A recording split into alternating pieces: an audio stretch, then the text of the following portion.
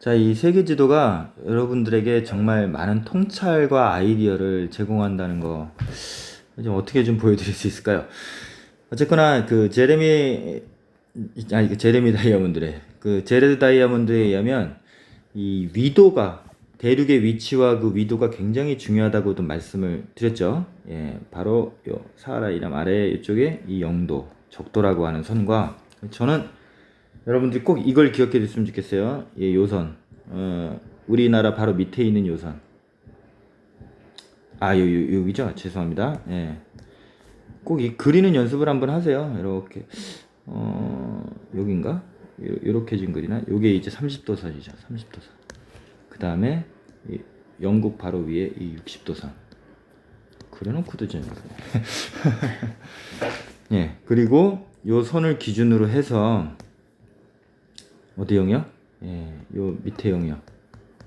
여기에 뭐가 있다? 전염병 장벽이 있다. 전염병 장벽. 그 다음에 저 위쪽으로는 뭐가 있다?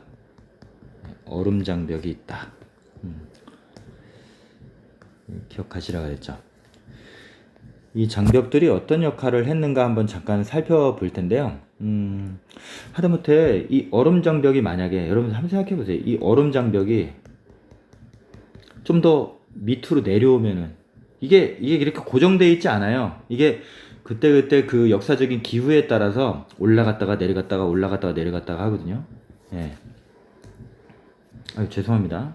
예, 자꾸만 이상하게 되네요. 예, 올라갔다가 내려갔다가 이렇게 하거든요. 이게요. 올라갔다가 내려갔다가. 이 전염병 장벽도 전체적으로 지구 기후가 따뜻해지면은 어떻게 되고 올라갔다가 또 낮아지면 기후 평균 온도가 낮아지면 또 내려갔다가 얼음 장벽도 내려갔다가 올라갔다가 기후가 추워지면 내려가는 경우가 생기죠. 근데 이게 지금 내려가면 어떤 일이 벌어질까요? 얼음 장벽이 내려간다면 얼음 장벽이 내려가면요 아래로 좀 더 이렇게 내려가고 저 더 확장이 되면 어떤 일이 벌어질까요? 여기에서 살던 민족들이 족속들이 어떻게 해요? 사람들이 추우니까 보통 유목을 주로 많이 하겠지만 농사도 좀 짓겠죠. 그러니까 이 기후가 추워지니까 어때요? 슬슬 아래로 내려오겠죠. 아래로 내려오게 되면 또 어떻게 돼요? 이 아래로 내려온 원래 살고 있던 사람들이 있겠죠. 이 원래 살고 있던 사람들과 이 어떻게 될까요? 예, 그때 싸우겠죠. 근데 주로 누가 이겨요? 유목민족들이 좀 센가요? 아니면 여기서는 주로 이제 농사를 지었을 거 아니에요? 이 농사를 지었던 사람들이 셀까요? 물론 이제 말 타고 다니던 얘네들이 더 세겠죠. 수는 좀 혹시 적을지 모르지만 그래서 이 정복이 일어납니다. 유럽에서도 이렇게 해서 이 위에 있던 민족들이 이제 이동을 하기도 하죠. 이때가 바로 언제예요? 이 얼음 장벽이 아래로 이렇게 좀 확장이 됐던 시기. 예, 여러분들 이거 꼭 기억해 두셨으면 좋겠어요. 언제? 바로 13세기에서 1200년대에서부터 이제 길게는 19세기까지 보는 이 시기. 1800년대. 되게 중요한 시기인데 유럽에서. 이때가 바로 소빙하기예요. 소빙하기. 그리고 1200년대 이때 중국에서 뭐가 일어났죠? 와, 바로 몽고 민족들이 아래로 내려왔죠. 그러면서 중국을 한번 잡아먹고 여기까지 유럽까지 침범하지 않습니까? 바로 뭐요? 이 얼음 장벽이 바로 밑에 내려왔던 그 시기라니까요, 여러분. 이게 좀 인사이트가 생기시죠? 통찰이 좀 생기시죠? 아래로는 어떨까? 아래 이 전염병 장벽으로 해서 생겨났던 일들. 여기 보시면요. 여기에 그 사하라, 여기에 뭐가 있냐면, 여기는 사하라, 사막이 있어요. 사막이요. 그리고 주로 이 북부 이탈리아라고 하는데, 요쪽은요, 지중해 영향으로, 이 바다 영향으로 해양성 기후가 나타나면서 굉장히 살기 좋았어요. 그리고 이때 여기는 이집트가 있었죠.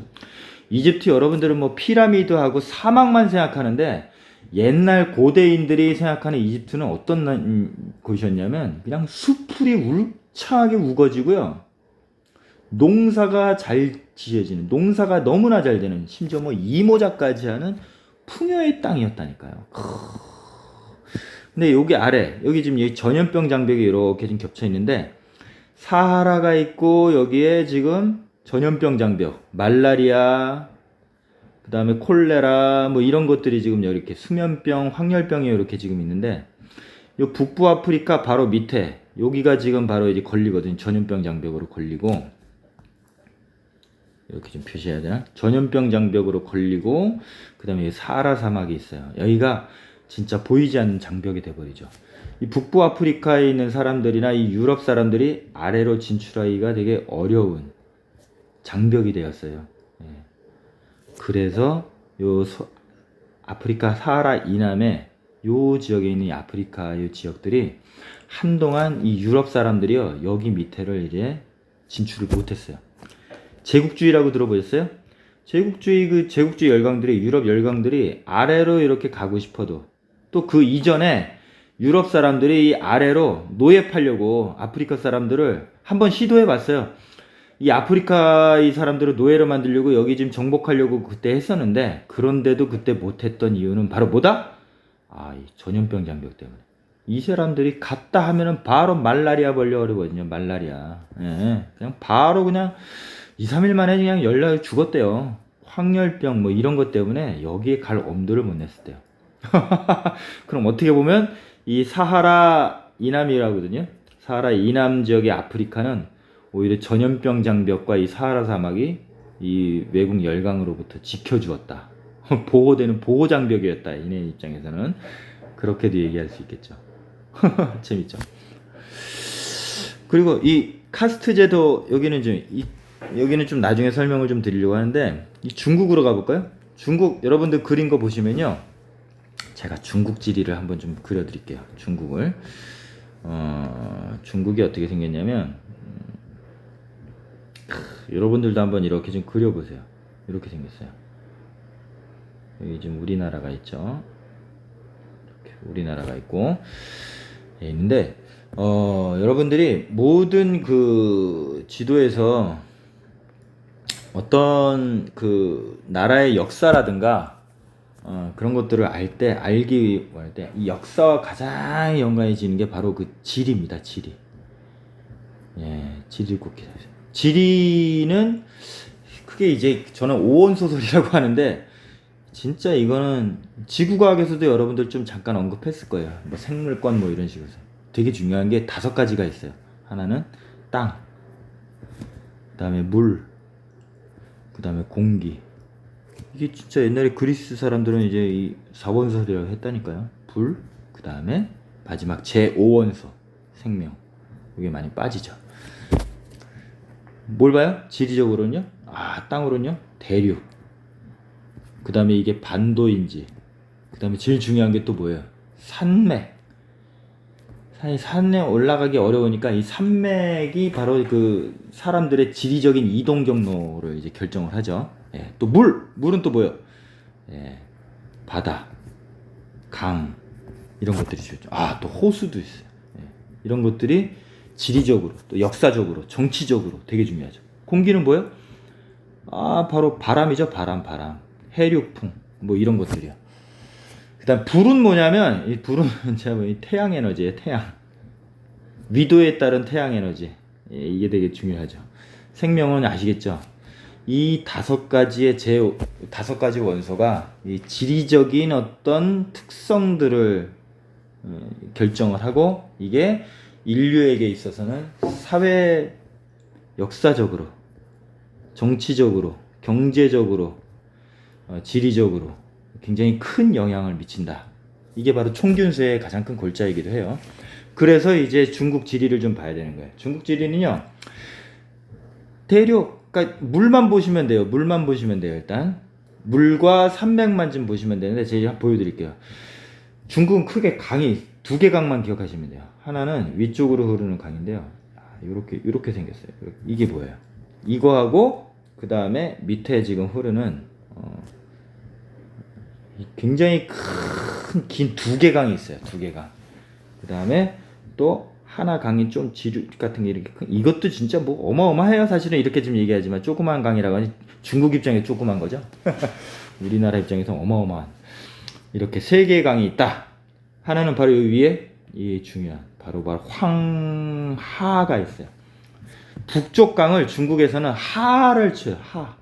예, 하 표현을 쓰고 여기 아래에는 주로 강이라는 표현을 써요. 여기는 이게 그 유명한 양쯔강이죠. 장강이라고도 해요. 긴 강이라 그래서. 예. 그래서 여기는 또 뭐가 있냐면은 회수라는 강이 있어요. 여기는 수자를 써요. 수. 그래서 중국 지리는 세 개. 하, 수, 강 이렇게 세 개만 알면 된다. 아시죠? 그리고 여기에 또 중요한 그 산이 하나 있는데 중국은 진짜 평야가 많은데요. 이게 우뚝소순강. 근데 이 산이요 그렇게 높은 산도 아닌데 주변이 워낙에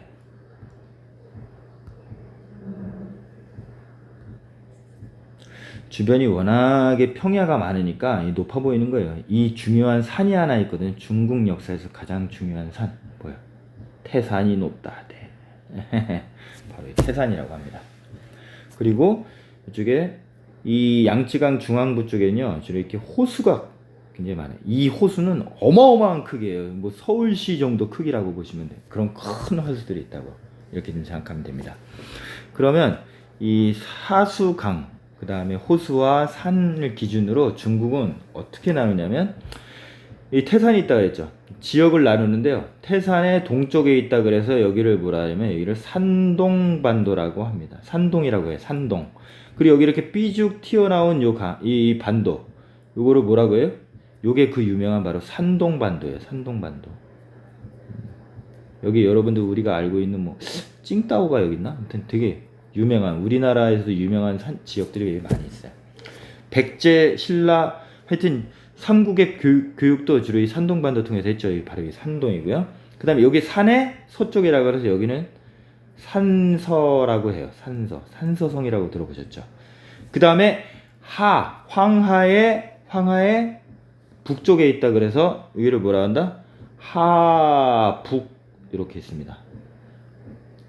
주로 여기에 베이징이 있고요. 중국 역사에서 가장 중요한 거점 여기가 바로 하북이죠.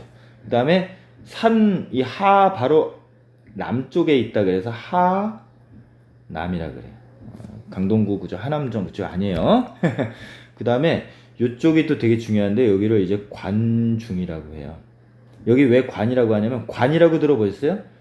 예, 이 산맥과 산맥 사이 이렇게 사람들은 주로 이제 어디로? 땅으로만 다녔다 그랬잖아요. 근데 여기 좁은 요 계곡 사이에 이게 길쭉 이렇게 나 있는데 이 계곡 사이의 요 길을 여기 관문 성을 쌓아가지고 관문을 만들었어요. 그래서 이게 4개 관문이 이렇게 있다고 하더라고요. 여기.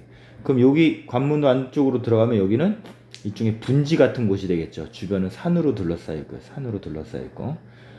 그래서 여기가 바로 관으로 들어오는 평야지대라 그래서 관중이라고 이렇게 합니다.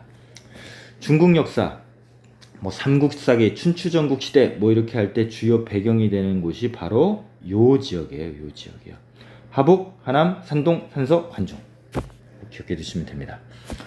그 다음에 강을 중심으로 이 장강을 중심으로 해서 또 여기 호수가 있잖아요.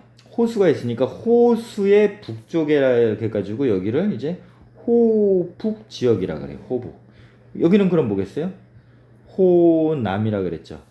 우리도 전라도를 뭐라 그럽니까? 호남이라고 하잖아요. 여기에 살짝 뭐 저수지나 이 호수들이 많다고 했는데 이쪽 저수지가 많은 곳의 남쪽. 그래서 이제 호남 지역. 주로 이제 농사가 잘 되는 지역이겠죠. 그 다음에 여기 강 쪽의 남쪽이라서 여기는 강남이라 그래요. 강남.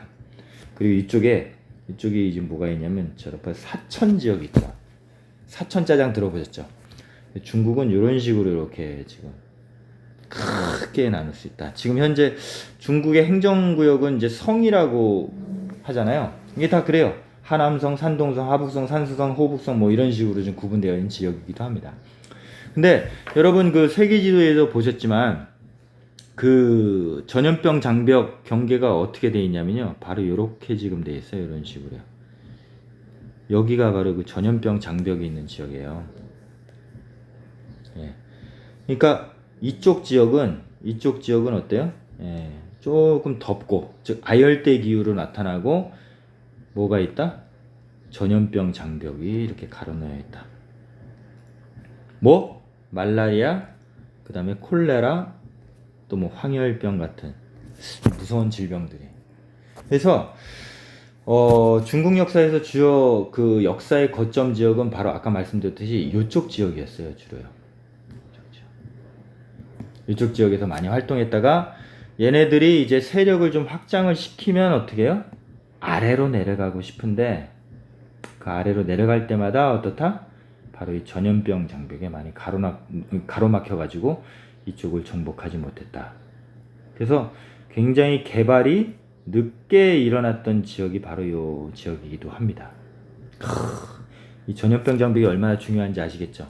결국 그래서 여기를 결국 이쪽 위쪽에 있는 북쪽 사람들이, 즉 한족이죠. 한족 사람들이 북쪽으로 내려와서 이제 개척을 하기 시작한 게 얼마 안 된 게 바로 송나라 때, 이때 와서야 이제 여기를 개척하기 시작했대요.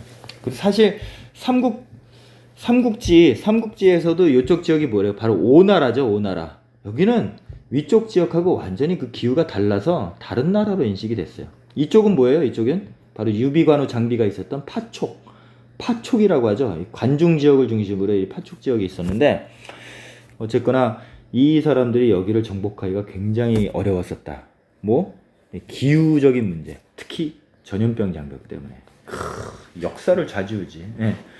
결국 근데 어쩔 수 없이 이 위에 있던 사람들이 아래로 내려왔었던, 그러면서 이제 송나라가 세워졌는데 왜 그랬냐면 누가 이렇게 밀어냈을까요? 누가 이렇게 압력을, 그 역사적인 압력이 뭐였죠? 바로 원나라였죠. 몽고가 침입하면서 어쩔 수 없이 여기를 거점으로 살았던 송나라 사람들이 밑으로 내려오고 이제 개척이 일어났다. 이렇게 지금 보시는 거죠. 전염병 장벽이 얼마나 중요한지 이제 아시겠죠.